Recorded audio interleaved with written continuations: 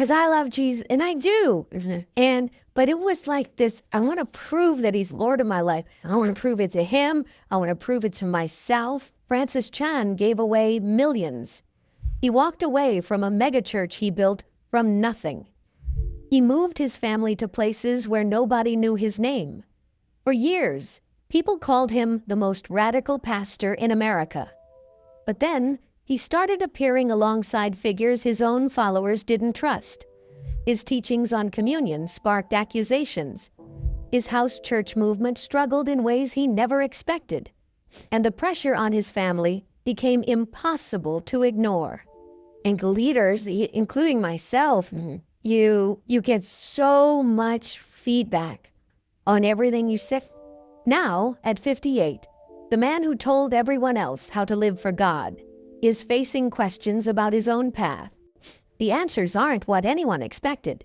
Francis Chan's life began with loss, before he even had the chance to understand what loss meant. He was born on August 31st, 1967, in a small apartment in San Francisco's Chinatown.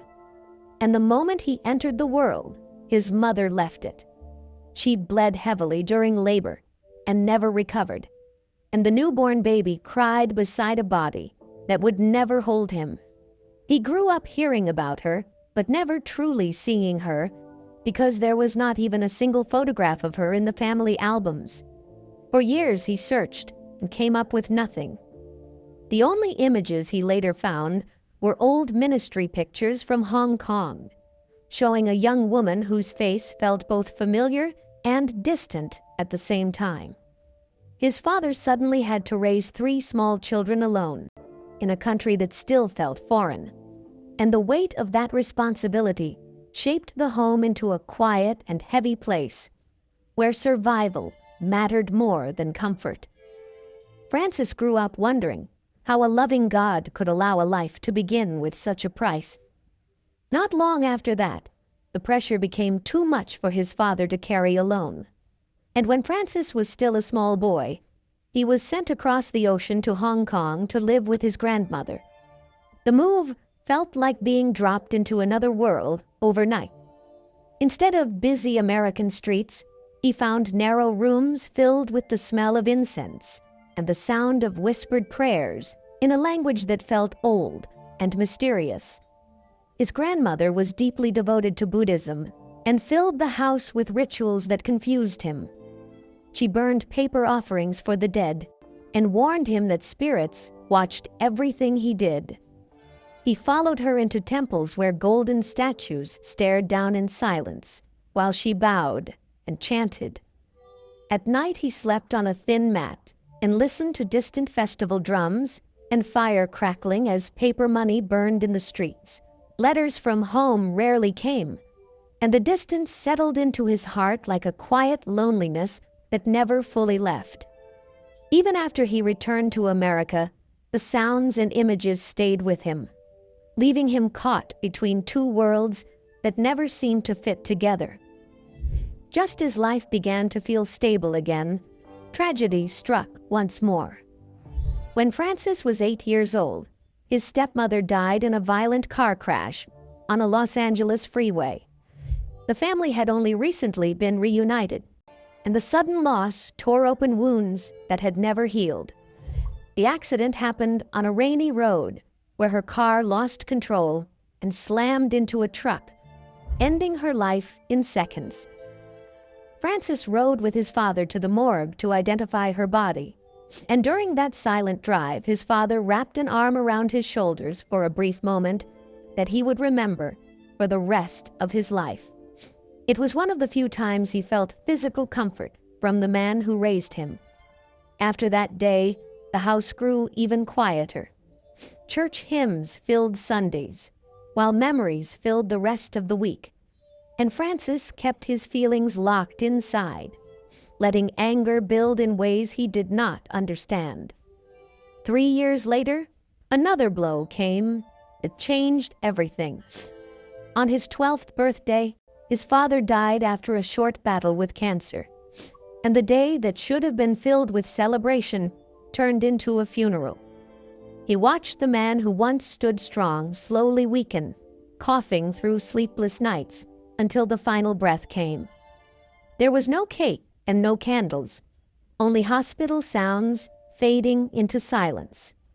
By the time the day ended, he was completely alone, in a way that few children ever experience. He moved between relatives, carrying a mix of fear and emptiness that he could not explain. Looking back, the pattern seemed unreal. His mother died when he was born, his stepmother when he was 8, and his father when he was 12. Each loss stripped away another layer of safety, and faith began to feel like a question instead of an answer. High school brought another shock that pushed him deeper into confusion. An uncle who had become one of the closest adults in his life exploded during a violent argument at home and shot his wife before turning the gun on himself. The news reached Francis through frantic calls, and when he arrived, the house was surrounded by police tape and flashing lights. The sight of body bags being carried away became another image that refused to fade. By the time he reached adulthood, death had marked nearly every stage of his life. The faces that should have formed his family had disappeared one by one, and the silence left behind felt louder than any voice. Through all of this, he struggled with questions that would not go away. The missing photo of his mother left a blank space in his memory that nothing could fill. The rare moments of affection from his father felt small against the weight of everything that had happened. He often found himself alone with thoughts that circled back to the same point again and again. If God cared, why did life break so easily? The tension between the Buddhist chants he remembered and the Christian teachings he heard only made the confusion deeper. Bitterness settled quietly into his heart, and doubt followed close behind. College became the place where things finally began to shift. The years of grief pushed him toward faith instead of away from it, and he committed his life to Jesus with a seriousness that surprised even him.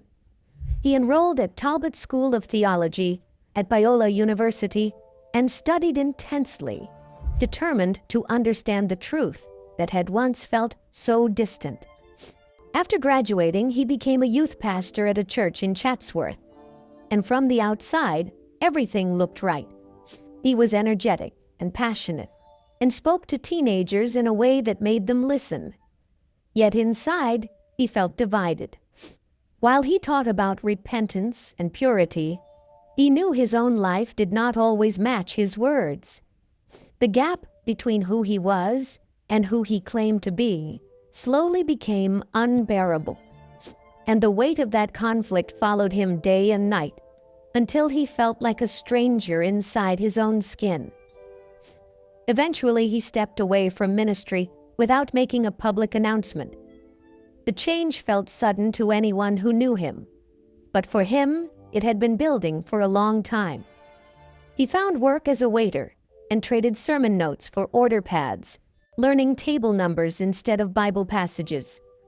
The quiet routine forced him to slow down and face himself honestly for the first time in years.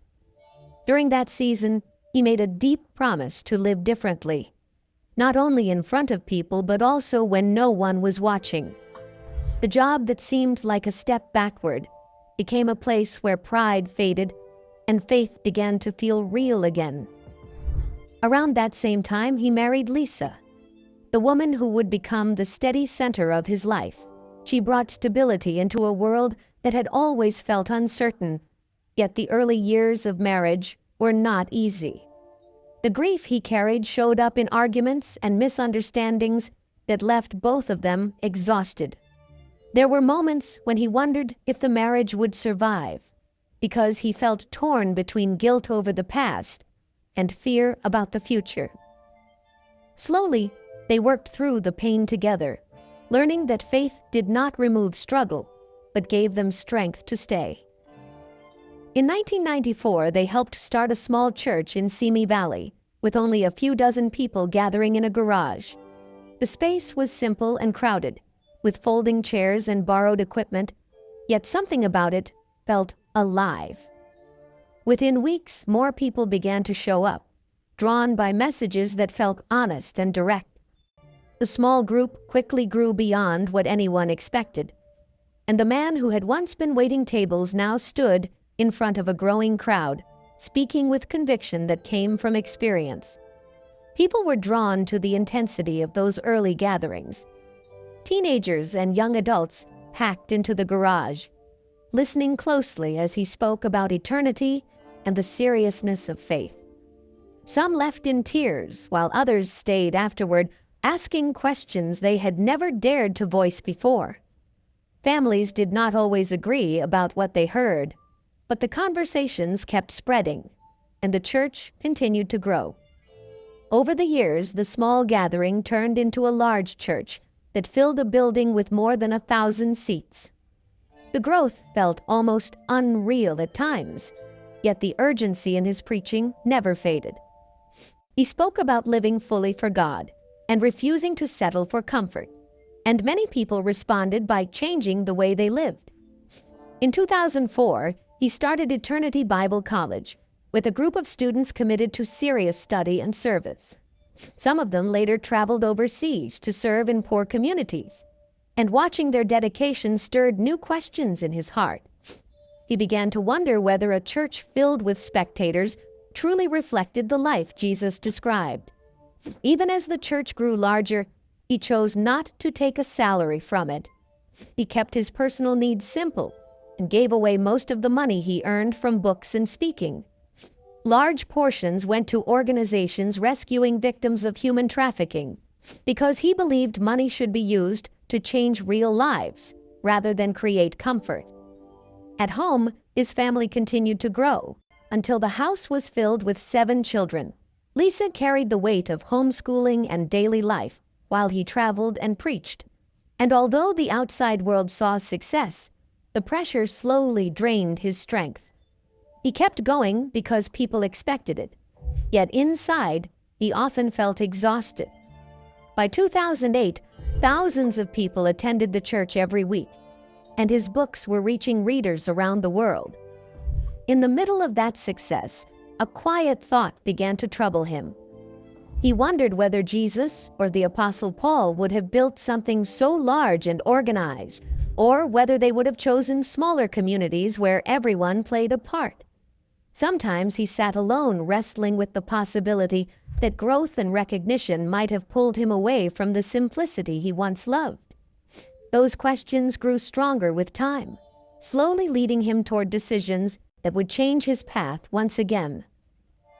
In 2008, Francis Chan suddenly found himself known all over the world. His book, Crazy Love, spread faster than he ever expected and soon became a New York Times bestseller, eventually selling millions of copies. Not long before that, his agent had told him he might earn $1 million in royalties in a single year, and the idea had shaken him. Months earlier, he had prayed that God would make him rich, not so he could live comfortably, but so he could give everything away and show that Jesus mattered more than money. When the checks finally came, he kept his promise. Every dollar went into an anonymous fund that supported charities across Asia and Africa, rescuing children and helping women trapped in trafficking, and he refused to keep anything for himself. At the same time, the attention around him kept growing. Invitations poured in from conferences across the world, and every week, thousands of people filled Cornerstone Church just to hear him preach. From the outside, it looked like success in its purest form. Yet the more famous he became, the more uneasy he felt inside. The crowds were large, and the money was real, but something about it felt dangerous to him. He worried that comfort and recognition could slowly pull him away from the kind of faith he believed Jesus asked for. So, while other well-known pastors upgraded their homes and traveled in luxury, he moved in the opposite direction. After visiting poor villages in Uganda and seeing children with almost nothing, he downsized his home from 2,000 square feet to about half that size. a decision that shocked people who thought success should lead to more space and more comfort. Even at the height of his influence, he refused to build a safety net for himself. He gave away half of his personal income and chose not to take a salary from the church. Cornerstone itself followed the same direction and gave away more than half of its entire budget to global missions and relief work. There were no expensive cars and no luxury vacations. He and his wife quietly signed over the income from Crazy Love so the money could fund missions without their names attached to it. Some pastors said he was taking things too far, but Chan pushed back whenever he spoke about it. He asked why simple obedience to Jesus sounded strange, when Jesus had told people to sell everything and follow him. Many of these convictions grew stronger during the years he traveled overseas. He spent time with orphans in Ecuador and Uganda, sometimes holding sick children who did not survive the night. And those moments stayed with him long after he returned home. American comfort started to feel dull to him, and the huge church he led began to feel heavier each year. Even his own family felt the cost of this way of living. There was no financial cushion and no long-term security, only trust that God would provide. But Chan believed that living this way gave real weight to the message he preached. In 2008, he stepped away from the church for 3 months because he needed time to think and pray. When he returned, he was deeply troubled by what he saw in American Christianity. Too many people seemed satisfied with sitting through sermons while doing very little with their faith. He began teaching that every believer had spiritual gifts that were meant to be used, not hidden, and he pushed the church toward smaller groups where people would pray for one another and serve actively instead of staying passive. Some members reported healings and answered prayers, while others felt uncomfortable with the changes. Attendance dropped for a time, yet those who remained became more committed. Chan believed the church should release people into ministry instead of keeping them comfortable inside a building. And he often pointed to underground churches in places like China as examples of faith that stayed strong without large programs or expensive facilities. Long before this shift, he had started Eternity Bible College under the umbrella of Cornerstone. By the late 2000s, the school had trained dozens of students who went into difficult mission fields around the world. Chan visited some of them in Ecuador, hiking into mountain villages where graduates baptized new believers in rivers and preached despite threats of violence. He saw them face malaria and danger with a courage that stirred something deep in him. While people praised the success of the college, Chan privately admitted that he sometimes envied the small churches he visited, places where everyone knew each other and every person played a part. His own church had thousands of people, yet he worried that many of them felt anonymous, as if they were part of a crowd instead of a family. The more he thought about it, the more he wondered whether his growing influence was actually getting in the way of the kind of church life he believed in. Those doubts finally came into the open on April 18, 2010. Standing before thousands of people at Cornerstone, he announced that he was stepping down as pastor. He said he believed the megachurch model wasted the spiritual gifts of too many believers because most people came only to listen. Buildings and programs cost millions of dollars, yet simple gatherings around the world were growing without any of that. Some in the audience cried while others sat in silence, shocked by what they were hearing. But Chan felt convinced he had to follow this path. Soon afterward, he sold his house and moved into a simpler life focused on small house churches in San Francisco. Without a salary and without a large platform, he trained unpaid leaders to guide small fellowships that slowly multiplied. The move confirmed what he had long suspected, that faith could grow deeply even without a famous name attached to it. Looking back, the rise of Cornerstone had been remarkable. What began in 1994 with only 30 people had grown into one of the largest churches in Ventura County, forcing the building to expand again and again as attendance climbed into the thousands. Chan also became connected with several major ministries, serving on boards and supporting projects that provided food for struggling families and help for orphans around the world. His preaching, his books, and his speaking events created a reach far beyond his local church, and people began to see him not just as a pastor, but as a global voice. His sermons carried an intensity that many listeners never forgot. Long before online videos made preaching famous, recordings of his messages spread widely because he spoke with a kind of urgency that challenged comfortable faith. He often confronted wealthy Christians about ignoring suffering believers in other parts of the world, and his words stirred strong reactions. Many were inspired to give more and serve more, but some critics felt uneasy, saying the devotion of his followers sometimes seemed too centered on him. The same passion that drew people in also raised questions about how much influence one leader should have. He wanted his own life to reflect the message he preached, so he often took his family on long mission trips across Asia. He traveled with 7 children and a wife, who was sometimes pregnant, living in tight spaces and moving from place to place as they visited churches and orphan homes. Publicly, these trips looked like bold acts of faith, yet the strain on the family was real.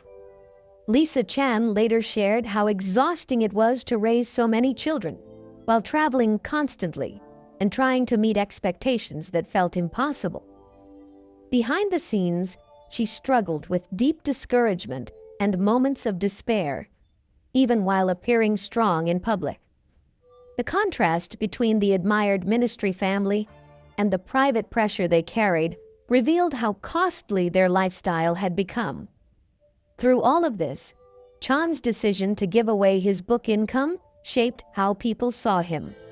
Signing over the royalties before the money arrived turned him into a symbol of radical generosity, and many believers looked to him as proof that a pastor could refuse wealth and still remain influential.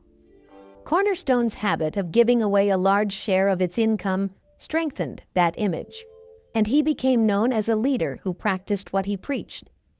Yet even during the years of growth, he could not shake the feeling that something was wrong. Week after week, he stood before thousands of people and wondered how many of them were truly involved in ministry. Scripture described a church where every person served, but in a crowded auditorium, most people simply listened and went home.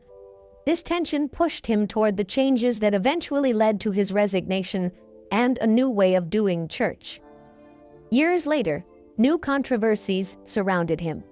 In 2019, he spoke at a large event where he shared the stage with well-known charismatic leaders such as Benny Hinn, Todd White, and Bill Johnson. Photos of him greeting them warmly spread quickly, and critics accused him of supporting teachings he had once rejected. Some leaders warned that he was giving credibility to people they considered dangerous teachers.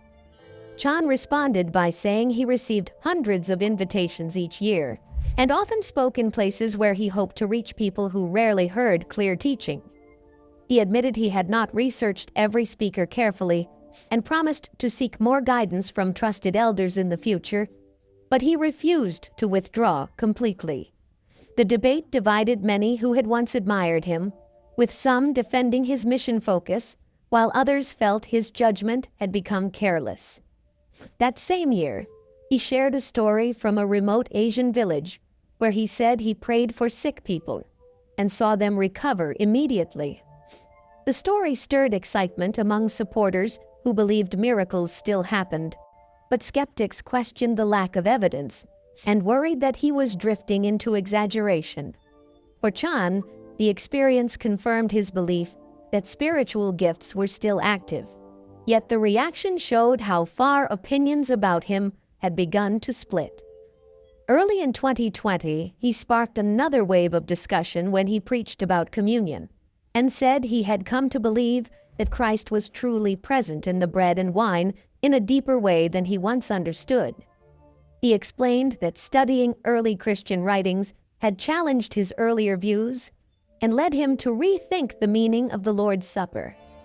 Some listeners welcomed the emphasis on unity and reverence, while others feared he was moving toward Catholic teaching.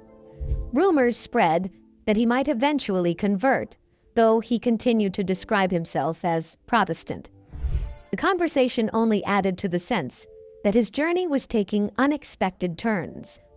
On a Sunday morning in April 2010, around 5,000 people filled the seats at Cornerstone Community Church in Simi Valley, expecting the same passionate message they had heard for years from Francis Chan. The room felt normal at first. Families sat together, friends talked quietly, and everyone waited for the sermon to begin. Then Chan walked to the front and said something no one expected. He told them he was resigning right away. There would be no long goodbye and no slow transition. He said he believed staying might actually do more harm than good. The room went still. Some people gasped. Others began to cry. Many just stared forward, trying to understand what they had heard. For years, he had been struggling inside with a thought that disturbed him deeply. He once admitted that he wondered if the Apostle Paul, or even Jesus himself, planted a church in Simi Valley. His own church might still end up bigger. That idea shook him. He never wanted people gathering around his name. He wanted them gathering around God. Walking away felt terrifying, yet staying felt worse. After he left, the church did not fall apart. It kept growing, in a strange way that confirmed what he believed all along. The work did not depend on one person. In the months that followed, he made another surprising decision. Instead of using his influence to expand his platform, he quietly moved his family overseas to a place where almost no one knew who he was. He stepped away from the comfortable life he had built in Southern California and left behind the recognition that most pastors spend their lives trying to achieve. Friends told him he was making a mistake. Some said he was throwing everything away. But the more attention he received, the more uneasy he felt. The spotlight kept shifting toward him instead of toward Jesus, and living far from fame felt closer to the kind of life he read about in Scripture.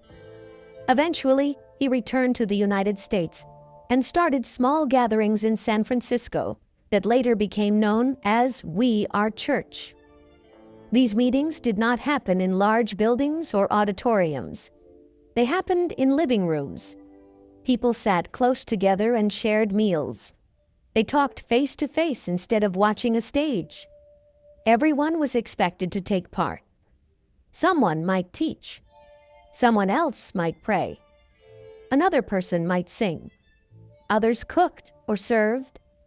The meetings felt simple and sometimes uncomfortable, but they felt real to him in a way large services never had. He admitted that this kind of church life could be messy. When people sit close together, disagreements happen. Feelings get hurt and conflicts appear. Some people left because the closeness felt too demanding. Still, he believed this kind of struggle looked more like the early church than polished services ever could. He wanted to show that a real movement did not need a famous leader or a large budget. He believed faith could grow in ordinary homes where people truly knew each other. A few years later, he surprised people again by joining the elders at a larger church called Abundant Life Christian Fellowship.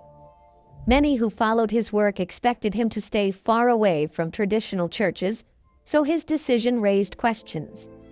He did not go there to build a bigger platform.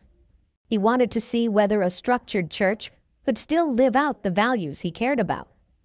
At first, he appreciated the chance to serve in a different setting. Yet over time, he noticed familiar patterns returning. Many people came once a week, but stayed distant from each other. They listened and left without deep connection or accountability. After a couple of years, he stepped down quietly. There was no public conflict, He simply felt pulled back toward a simpler way of doing church. The experience convinced him he was not just chasing an idea. He was honestly searching for the kind of community that produced real love and obedience. His choices affected more than his schedule. They changed his lifestyle completely. After leaving Cornerstone, he gave away large portions of his savings, including hundreds of thousands of dollars in book royalties. He refused to draw a salary from the new church network and chose a much simpler way of living. Instead of bigger homes and greater comfort, his family settled into smaller spaces with fewer luxuries. While many pastors built strong public brands, he avoided interviews and television appearances as much as possible. People expected his influence to fade once the megachurch platform disappeared. Yet the opposite happened. The small gatherings slowly multiplied, and new leaders began to rise. By 2020, the network had spread across different locations. The work continued even without the fame that once surrounded him, and that quiet growth strengthened his belief that ministry did not need popularity to survive.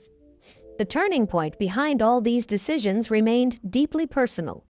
He later shared that the most frightening moment was not standing in front of thousands and resigning. It was the moment he realized how much he enjoyed being admired. Crowds gathered to hear him speak, and his name appeared on book covers and event posters. At first, he thought success meant the ministry was healthy, but eventually he saw something else underneath. People came to listen, yet many did not change their lives. The attention kept growing while real discipleship stayed shallow. And once he saw that pattern, he could not ignore it. He knew that if he stayed, the cycle would continue. More crowds would come. More praise would follow. At the same time, the distance between the message and everyday life might keep widening. Walking away forced him to rebuild his identity from the ground up, not as a famous pastor, but simply as a follower of Jesus trying to live honestly. After stepping away from the megachurch world, he did not settle into a quiet retirement. Instead, he moved into a new season that surprised even longtime supporters. Around 2020, he stepped back from the network he had built and began traveling again, speaking in smaller gatherings and focusing on urgent warnings about the state of the church. His messages became more serious and direct. He spoke about comfort and consumer faith, and warned that many believers were slowly drifting away from genuine discipleship. For someone who once filled large rooms with thousands of listeners, this new path felt very different. He often chose small meetings where conversations felt personal instead of public. When he first spoke about house churches years earlier, the idea sounded beautiful and almost perfect. Small groups meeting in homes promised close relationships and shared responsibility. He believed this approach could solve the distance he saw in large churches, where people listened politely and then went home without real connection. The vision reminded him of underground believers in other parts of the world who gathered quietly and depended on one another. Reality turned out to be harder than the vision. He later admitted that he had been too idealistic. Small groups brought their own struggles. Personal differences became more visible, and conflicts sometimes lasted longer because people stayed close. Some groups struggled to grow, and others slowly faded. A number of people eventually returned to larger churches, where expectations felt lower and responsibilities lighter. Yet even with those disappointments, he found a kind of peace that had been missing during his years of public success. The pressure to impress crowds and maintain a strong image began to fade. Instead of worrying about numbers or appearances, he focused on simple obedience. The work felt less polished but more honest, and that honesty mattered more to him than a perfect-looking ministry. These changes touched his family as well. He and his wife Lisa moved their household away from the center of church fame and into places where few people recognized them. Their children grew up seeing both sides of that life, They experienced the attention that comes with being part of a well-known ministry, then watched their parents leave that attention behind. Some of their adult children later chose work that took them across cultures and into communities very different from suburban church life. Those experiences shaped their view of faith and gave them a broader picture of the world. In recent years, his message has taken on a new urgency. Early in 2026, he shared that some of his most meaningful moments now happen in quiet mornings spent alone in prayer. He described times of silence where he felt an unusual clarity and awareness of God's presence. These moments left him surprised and deeply moved. Even after decades of ministry, he said those quiet hours still felt alive and fresh to him.